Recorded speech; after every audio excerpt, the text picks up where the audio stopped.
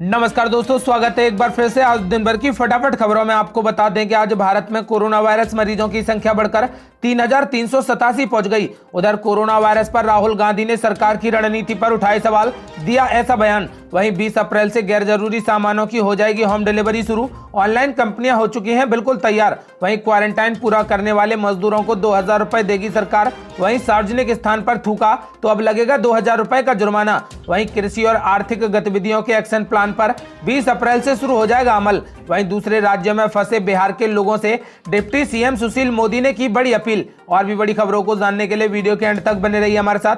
बस आपसे निवेदन है, कृपया वीडियो को लाइक कर दें, चैनल को सब्सक्राइब कर लें और घंटी बटन जरूर दबा दें। दरअसल दोस्तों, आपको बता दें कि देश में कोरोना वायरस का कहर थमने का नाम नहीं ले रहा। स्वास्थ्य मंत्रालय के आंकड़ों के मुताबिक देश में संक्रमित मरीजों की संख्या 13,387 पहुंच गई। इनमें से 11,201 एक्टिव मरीज हैं, जबकि 437 लोगों ने अपनी जान गंवा दी है। आपको बता दें कि जिसमें से 1748 लोग ठीक हो चुके हैं। पिछले 24 घंटे में 23 लोगों ने अपनी जान गंवा दी है। वह अगली बड़ी खबर, 20 अप्रैल से गैर जरूरी सामानों की हो जाएगी होम डिलीवरी शुरू। ऑनलाइन कंपनियां हुई तैयार। दरअसल दोस्तों, आपको बता दें कि ई कॉमर्स कंपनियां 20 अप्रैल से कोरोना वायरस हॉटस्पॉट के तहत नहीं आने वाले उपभोक्ताओं को मोबाइल फोन से लेकर रेफ्रिजरेटर जैसे उत्पादों की आपूर्ति के लिए तैयार हैं। ई कॉमर्स कंपनियों के अलावा ब्रांड भी लॉकडाउन की अवधि के दौरान बड़ी मांग को पूरा करने के लिए तैयार हैं। राष्ट्रव्यापी बंद को 3 मई तक बढ़ा दिया गया है। हालांकि सरकार ने इसमें कुछ छूट देते हुए कहा है कि कुछ स्थानों पर कुछ गतिविधियों की अनुमति होगी। अमेजन के प्रवक्ता ने कहा कि कंपनी उपभोक्ताओं की तत्कालिक जरूरतों को पूरा करने और आर्थिक गतिविधियों में भागीदारी की तैयारी कर रही है। उपभोक्ता मंत्रालय में ऐसे आवश्यक सामानों की सूची तैयार की जा रही है जिसे लॉकडाउन के बीच ई कॉमर्स कंपनियां उपभोक्ता के घर तक पहुंचा सकती हैं। फ्लिपकार्ट, अमेजन जैसी कंपनियां आवश्यक वस्तु दाल, चावल, आटा, बिस्कुट और किराना को दूसरी जरूरी सामान की आपूर्ति कर रही हैं। आपको बता दें कि उपभोक्ता मंत्रालय के एक वरिष्ठ अधिकारी ने कहा कि हम लॉकडाउन के बीच लोगों को उनकी जरूरत के सामान पहुंचा रहे हैं। अभी तक ई कॉमर्स कंपनियों को आवश्यक वस्तु दाल, चावल, आटा, बिस्कुट और किराना को दूसरे जरूरी सामान की आपूर्ति की अनुमति दी गई थी, पर कई दूसरे ऐसे जरूरी सामान हैं जिनकी आपूर्ति बनाए रखना भी बेहद जरूरी है। बिजली के बल्ब सहित कई सामान ऐसे हैं जो बेहद जरूरी हैं। आपको बता दें कि अब जल्द आप लैपटॉप भी और मोबाइल भी यहां से परचेज कर सकते हैं।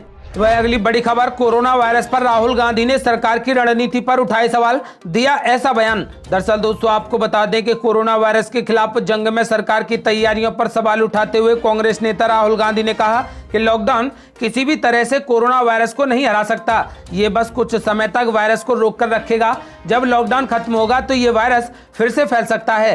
वीडियो प्रेस वार्ता के दौरान राहुल गांधी ने कहा कि वायरस के खिलाफ लड़ाई में सबसे बड़ा हथियार टेस्टिंग है। बड़े पैमाने पर टेस्टिंग से आपको अंदाजा लग जाता है कि वायरस किस दिशा में आगे बढ़ रहा है। ऐसे में आप वायरस को आइसोलेट कर सकते हैं, टारगेट कर सकते हैं और फाइट कर सकते हैं। राहुल गांधी ने कहा कि हमारा टेस्टिंग दर 10 लाख में 199 लोग हैं। पिछले 72 दिनों में हमने जितने भी टेस्ट किए हैं उनमें से प्रत्येक जिला औसतन 350 टेस्ट कर रहा है। अभी हम सिर्फ वायरस का पीछा कर रहे हैं। किसी को वायरस हुआ फिर हम उसके पीछे दौड़ रहे हैं। बिना रैंडम टेस्टिंग आप वायरस के पीछे ही दौड़ते रहेंगे, वायरस आपके आगे निकल जाएगा। रैंडम टेस्टिंग करोगे तो ही आप वायरस को रोक पाओगे। उन्होंने कहा कि मैं बहुत सारे मुद्दों से नरेंद्र मोदी से असहमत हूं, लेकिन अभी लड़ने का समय नहीं है, एकजुट होकर वायरस से लड़ने का समय है।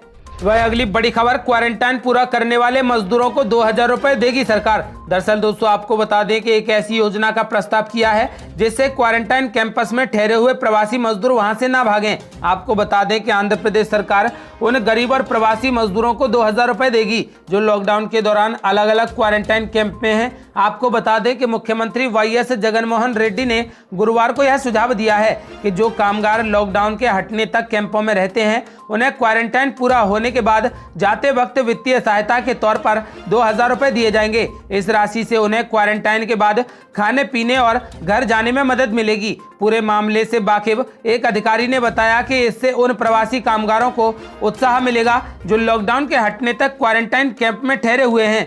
वह अगली बड़ी खबर, सार्वजनिक स्थान पर थूका तो लगेगा 2000 रुपए का जुर्माना। दरअसल दोस्तों आपको बता दें कि अब गुटखा और पान थूकने वालों की खैर नहीं, एनडीएमसी अब इसके लिए प्लान तैयार कर रही है और थूकने वालों पर जुर्माना लगाया जाएगा। हाल ही में गृह मंत्रालय ने इसको लेकर दिशा निर्देश जारी किए थे, जिसके बाद दिल्ली में इसको लेकर फैसला किया गया है। पिछले साल दिल्ली में सिविक वार्ड्स की तैनाती की गई थी। आपको बता दें कि ताकि लोग गंदगी ना फैलाएं और सार्वजनिक स्थानों पर ना थूकें, लेकिन ये प्रयास दिल्ली वालों को बदल नहीं पाया। इन नए लॉकडाउन दिशा निर्देश के मुताबिक अब सार्वजनिक स्थान पर थूकना दंडनीय अपराध माना जाएगा। जो लोग सार्वजनिक स्थानों पर थूकेंगे उनसे जुर्माना वसूला जाएगा। ऐसा इसलिए किया जा रहा है क्योंकि इससे कोरोना वायरस बीमारी के फैलाव को रोकने में मदद मिलेगी। इस नोटिफिकेशन में साफ तौर पर कहा गया है कि 3 मई तक की अवधि के दौरान शराब, गुटखा और तंबाकू की बिक्री पर सख्त प्रतिबंध लगाया जाना चाहिए। साथ ही सार्वजनिक स्थान पर थूकना भी बिल्कुल वर्जित होना चाहिए। 14 अप्रैल को जारी इस दिशा निर्देश में कहा गया है कि सभी ऑफिस में थर्मल स्कैनिंग और सैनिटाइजर मुहैया कराए जाएं। साथ ही कोई भी संगठन सार्वजनिक स्थान पर 5 से अधिक व्यक्तियों के जमा होने की अनुमति नहीं देगा। आपको बता दें कि ये सभी नियम फॉलो करने होंगे। वह अगली बड़ी खबर, कृषि और आर्थिक गतिविधियों के एक्शन प्लान पर 20 अप्रैल से शुरू हो जाएगा अमल। दरअसल दोस्तों आपको बता दें कि देश में लागू लॉकडाउन 2 के बीच सरकार खेती से जुड़े कामकाज, व्यापार और मिठाई आदि की दुकानों को छूट देने जा रही है। गारंटी मूल्य पर कृषि उपज खरीदने वाली संस्थाएं, बाजार समिति, कृषि उपकरण की बिक्री व मरम्मत वाली दुकानें, बीज, खाद, कीटनाशक सहित मिठाई, फरसाण की दुकानों को इस छूट का लाभ मिलेगा। आपको बता दें कि कृषि संबंधी उत्पादन, पैकेजिंग, मिठाई की दुकानें, नाश्ते और फरसाण की दुकानों को भी छूट मिली है। अधिसूचना में कहा गया है कि जीवन आवश्यक चीजों की आपूर्ति के लिए अंतर्राष्ट्रीय परिवहन जारी रहेगा, लेकिन इन वाहनों में वाहन चालक के अलावा केवल एक व्यक्ति यात्रा कर सकता है। अगली बड़ी खबर, दूसरे राज्यों में फंसे बिहार के लोगों से डिप्टी सीएम सुशील मोदी की अपील। दरअसल दोस्तों आपको बता दें कि बिहार में कोरोना वायरस से निपटने के लिए अलग अलग तरीकों से लोगों को जागरूक किया जा रहा है। साथ ही लोगों से अपील की जा रही है कि वे सोशल डिस्टेंसिंग का पालन करें, जिससे कि कोरोना वायरस के बढ़ते प्रकोप को रोका जा सके। वहीं बिहार के उप मुख्यमंत्री सुशील मोदी ने कहा कि जो बिहार के लोग दूसरे राज्यों में फंसे हैं वे धैर्य का परिचय दें। सरकार उनकी मदद के लिए दूसरे राज्यों की सरकार से समन्वय बना रही है। बिहार के उप मुख्यमंत्री सुशील कुमार मोदी ने दूसरे राज्यों में रुके बिहारियों से अपील की है कि उन्होंने कहा कि वे जहां हैं सारी कठिनाइयों के बावजूद वहीं धैर्य के साथ रुके रहें। दूसरे राज्यों की स्थानीय सरकारों से समन्वय बनाकर बिहार सरकार हर संभव मदद की यथासंभव कोशिश में जुटी है। आपको बता दें कि बिहार में रह रहे उनके परिवार वालों से भी अपील की गई है कि वे अपने परिजनों को मोबाइल से संपर्क कर लॉकडाउन के दौरान घर आने की जगह जहां हैं वहीं सुरक्षित रहने के लिए मानसिक तौर पर प्रेरित करें। वह अगली बड़ी खबर, कोरोना के साए में मुस्लिमों के रोजा, सभी वक्फ बोर्डों को लॉकडाउन और सोशल डिस्टेंसिंग को लेकर दिशा निर्देश जारी।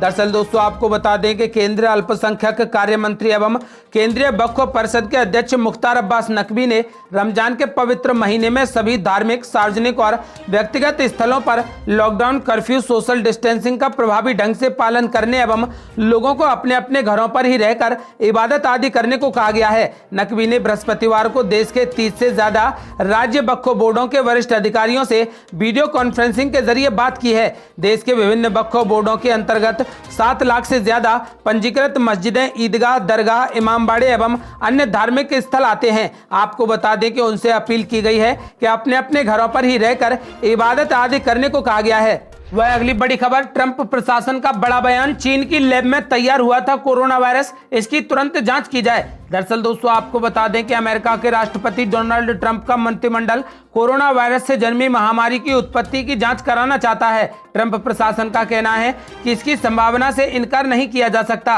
कि चीन के वुहान में चमगादड़ों पर हो रहे अनुसंधान यानी टेस्ट से विषाणु की उत्पत्ति हुई है। आपको बता दें कि बीजिंग ने कहा था कि वुहान में जानवरों के बाजार में मनुष्य इस विषाणु से संक्रमित हुआ होगा, लेकिन वाशिंगटन पोस्ट और फॉक्स न्यूज ने सूत्रों के हवाले से बताया कि कोरोना वायरस एक संवेदनशील जैव अनुसंधान केंद्र से दुर्घटनावश बाहर आया होगा।